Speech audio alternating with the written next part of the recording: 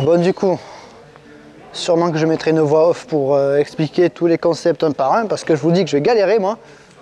Donc, mais viens, Pierrick, on va en profiter. D'ailleurs, tu vois, en toute en improvisation.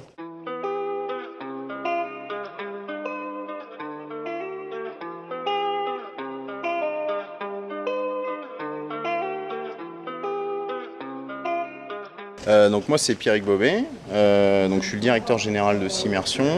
Notre métier c'est de concevoir et fabriquer des simulateurs de pilotage dynamique qu'on essaie de faire le plus réaliste possible. Pour ça on s'aide de pilotes professionnels et amateurs qui nous donnent leur retour pour ajuster le comportement.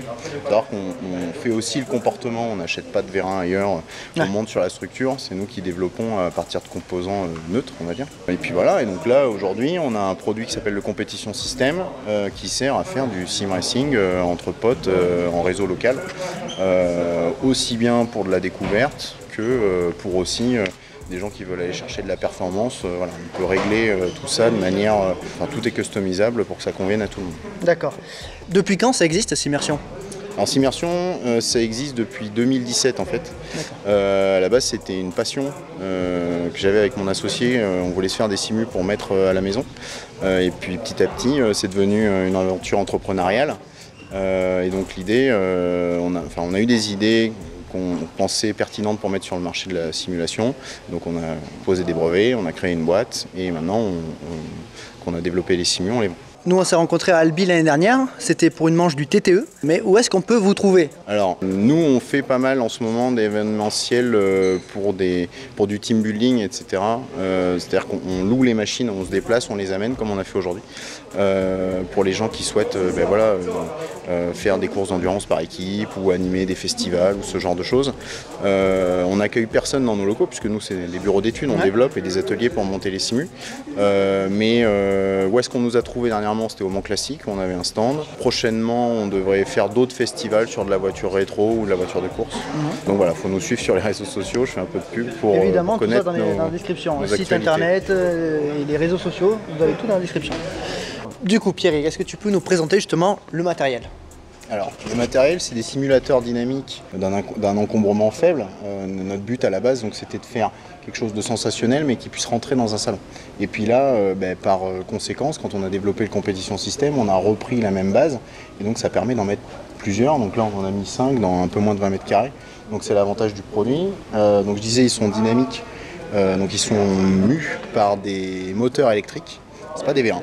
On a fait le choix d'avoir notre propre système de motion et c'est nous qui, comme ça, dictons le comportement.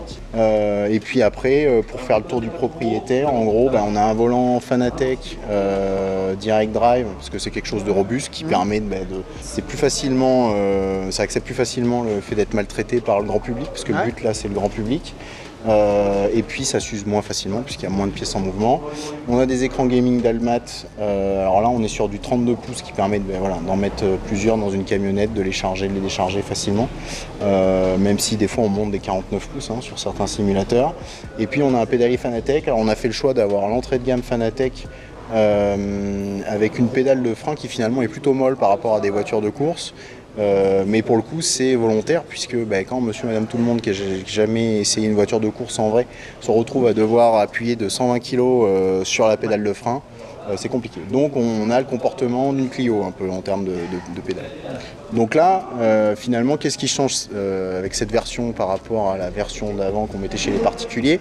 Il y a un châssis supplémentaire qui vient se positionné autour du châssis de base qui permet d'avoir une garde au sol plus haute. On met des grosses roulettes et ça permet de les déplacer plus facilement parce que là c'est le but de l'usage, c'est nomade. C'est-à-dire qu'on amène les simulateurs en événementiel, on fait du team building dans des entreprises, etc.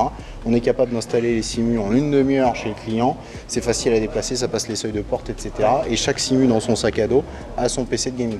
Là où dans la version, l'autre version, la version qu'on installe en fixe, entre guillemets, il n'y a pas tout ça.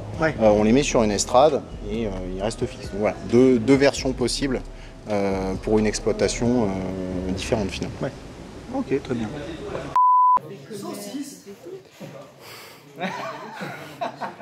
Saucisse.